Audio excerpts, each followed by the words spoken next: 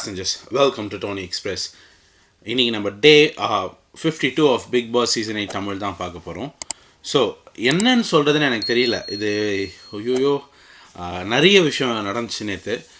ஜாக்குக்கு நடக்கும் கொடுமைகள் தான் என்னோடய தம்ப்நெயிலோ டைட்டிலோ இருக்க போகுது. பிகாஸ் அன்ஷிதாவுக்கு ஒரு ஸ்போர்ட்டிவ்னஸ் இல்லை. நேற்று வந்து அவங்க அவ்வளோ நேரம் நின்னதுக்கு நான் அப்ரிஷியேட் பண்ணேன். ஆனால் அவங்க ஜாக்லினை அதுக்கப்புறம் ட்ரீட் பண்ண விதம் ரொம்ப ரொம்ப ரொம்ப தப்பு. அவங்க வந்து நேற்று மார்னிங் டாஸ்க்லேயும் சரி ஈவினிங் டாஸ்க்லேயும் சரி யார் சேஞ்ச் ஆனாலும் நெகட்டிவாக சொல்லணும்னா ஜாக்லின்.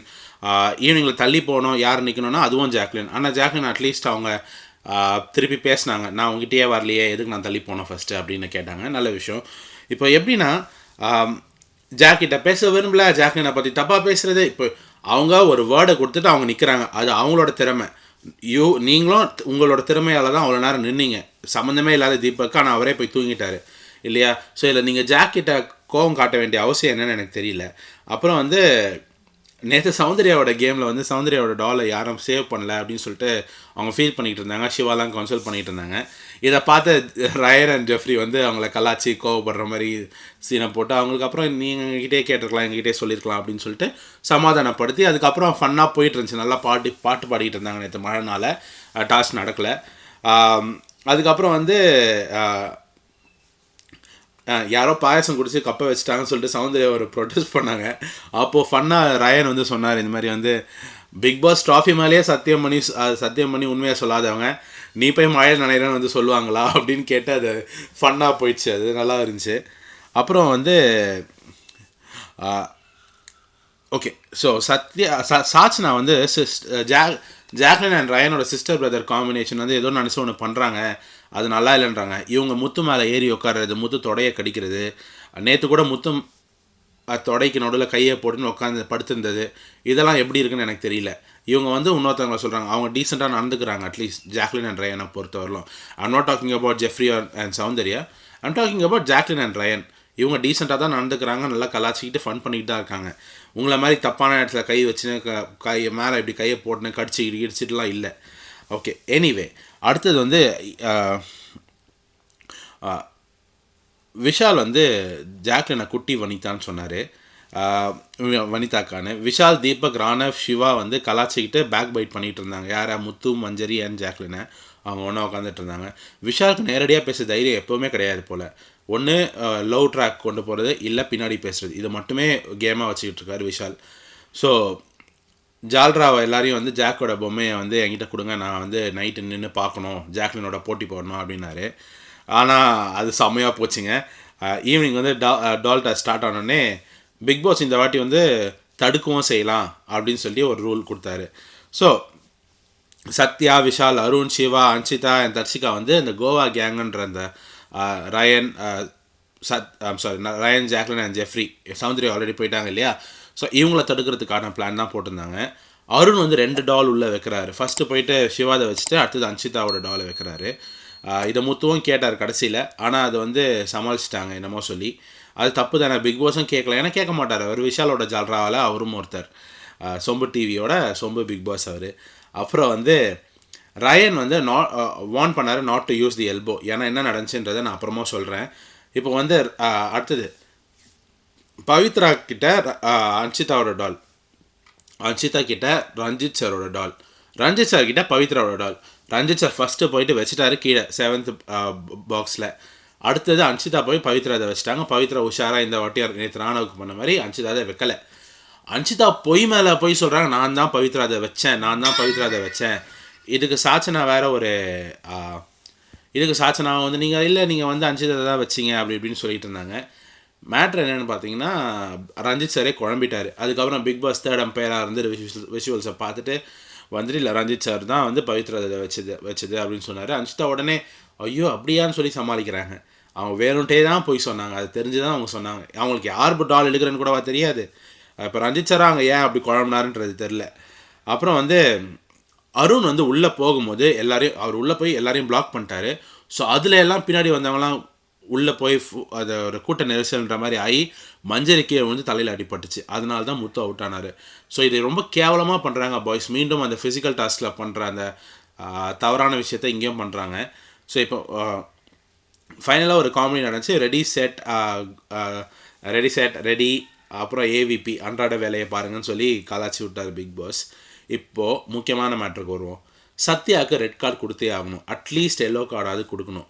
ஏன்னா அவர் வேணும்னே தான் ஜாக்லினை வந்து இந்த எல்போவை வச்சு இடித்தார். ஏன் சொல்கிறேன் கேளுங்க, ஏன் வந்து வேணும்ட்டே பண்ணலன்னு நிறைய பேர் சொல்வீங்க, அதை நான் ஏன்றதை சொல்கிறேன். ஜாக்லினோட கை இங்கே வருது, இப்படி பண்ணியும் அவருக்கு யாரோ ஒருத்தர் இருக்கான்றது. ஜாக்லின்னு இல்லை, யாராக இருந்தாலுமே இப்படி பண்ணுறது தப்பு தான். அந்த கேம் 6 வாரத்தில் சுவாரஸ்யத்தில் பண்ணலான்னு சொல்லலாம். மைண்ட்ஃபுல்லாக இருக்க வேண்டியது தான் உங்களோட வேலை உள்ள, இல்லையா? அதை வந்து எபிசோடில் அப்படியே உஷாராக வந்து எபிசோட்லேருந்து தூக்கிட்டாங்க. இது வந்து எவ்வளோ பெரிய ஒரு கொடுமை. இது வந்து விஜய் டிவி, சொம்பு டிவி என்ன பண்ணுறாங்கன்னு எனக்கு தெரியல. நல்ல இப்போ எப்படின்னா அவங்களோட ஆளுங்களுக்கு ஏதாவது ஒன்றுனா கட் பண்ணிடுறாங்க எபிசோடில் உஷாராக. லைவில் ஆனால் எல்லாரும் பார்த்துட்டாங்க. அவர் வந்து இப்படி வச்சுட்டு இப்படி ஜாக்லினோட கை இங்கே வருது உள்ள, அப்படி போட்டு இப்படி பண்ணுறாரு. 2 வாட்டி பண்ணார். ஆக்சுவலி ஜாக்லின் கத்துனாங்க, ஆனால் அவன் அதை பெரிய இஷ்யூவாக ஆக்கலை. இப்போ வந்து இதுக்கு தான் வந்து ரயன் அப்படி வான் பண்ணோன்னே விஷாலுக்கும் ஜாக்லினுக்கும் சண்டை. ஜாக்லின் ஒன்றுமே கேட்கல, விஷாலாக வந்து போய் ஆர்கியூ பண்ணிக்கிட்டு சம்மந்தமே இல்லாமல் பண்ணிகிட்டு இருந்தார். இப்போ எதுக்கு இப்போ விஷாலுக்கு வந்து ஜாக்லினும் தடுத்து ஆகணும். ஸோ ரயன் வந்து சூப்பரான வேலை, தரமான வேலை, வயிற்றுலேருந்து எடுத்துகிட்டு அவர் வயிற்றில் வச்சுக்கிட்டாரு பாடி ஆஃப் தி ஜாக்லினோட பொம்மையை. ரெண்டும் தனித்தனியாக பிச்சு போட்டு அதை எப்படியோ எடுத்துன்னு போய் வச்சுட்டார் ரயன். ஸோ இந்த வாரம் வந்து ரயன் அண்ட் ஜாக்லின் வந்து செம்மையாக ஸ்கோர் பண்ணுறாங்க. கோவா கேங் அப்படின்னே சொல்லலாம். ஏன்னா ஜெஃப்ரியுமே வந்து நல்லா ஆடினார். அவர் தான் ரயனோட டால் எடுத்துன்னு போய் வச்சார். ஜெஃப்ரி இதை வந்து ஜாக்லின் எடுத்துன்னு போய் வச்சாங்க. ஸோ இவங்களுக்குள்ளே இருக்க இந்த ஒரு ஸ்போர்ட்டிவ்னஸோ இந்த ஒரு கெமிஸ்ட்ரியாக வந்து மற்ற கேங் கூட இல்லை. அவங்க வந்து பழி வாங்குகிற நோக்கத்துலேயோ வன்மத்துலேயோ தான் இருக்காங்க, ஜாக்லினை வந்து எப்படியாவது தூக்கணும் அப்படின்னு. அப்போ வந்து ஜாக்லின் வந்து ஜாக்லின் இஸ் ப்ரில்லியன்ட்டுன்னு நான் ஏற்கனவே சொல்லியிருக்கேன். அதே மாதிரி தான் இன்றைக்கும் வந்து ஜாக்லின் வந்து ஒரு விஷயம் மட்டும் தான் அவங்களுக்கு இப்போ லேட்டாக புரிஞ்சுது விஷால் பற்றி. விஷால் ஸ்டார்டிங்லேருந்து ஜாக்லினை தான் வந்து டார்கெட் பண்ணிக்கிட்டு இருக்காருன்றது ஜாக்லினுக்கு இப்போ தான் புரியுது.